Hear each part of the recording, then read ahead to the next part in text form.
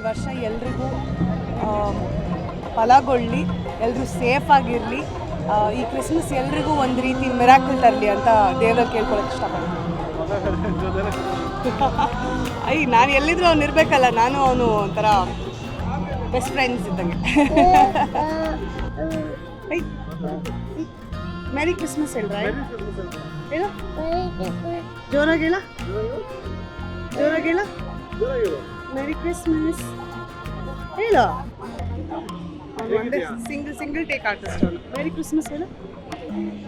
ಮೆರಿ Christmas. Thank you. ಬರೀ ಕ್ರೈಸ್ತ ಬಾಂಧವರಿಗಷ್ಟೇ ಅಲ್ಲ, ಎಲ್ರಿಗೂ very ಮೆರಿ Christmas.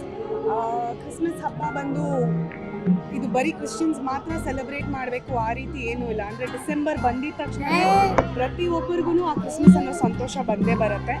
And basically Christmas ಹಬ್ಬ ಅಂದರೆ ಖುಷಿ ಹಂಚೋದು, ಎಲ್ಲರೂ ಖುಷಿಯಾಗಿರೋದು, ಒಳ್ಳೇದನ್ನ ಬಯಸೋದು ಒಬ್ರಿಗೊಬ್ರಿಗೆ. ಸೊ ಅದೇ ರೀತಿ ಎಲ್ಲರೂ ಕ್ರಿಸ್ಮಸ್ ಹಬ್ಬದ ಒಂದು ಏನಂತೀರ, ಅದು ವಾಟ್ ಕ್ರಿಸ್ಮಸ್ ಸ್ಟ್ಯಾಂಡ್ಸ್ ಫಾರ್, ಅದನ್ನು ಅಳವಡಿಸ್ಕೊಂಡು ಎಲ್ರಿಗೂ ಒಂದು ಮೆರಿ Christmas and a very happy new year. News first, ನಿರ್ಭೀತಿಯಿಂದ ನಿಮ್ಮ ಪರವಾಗಿ.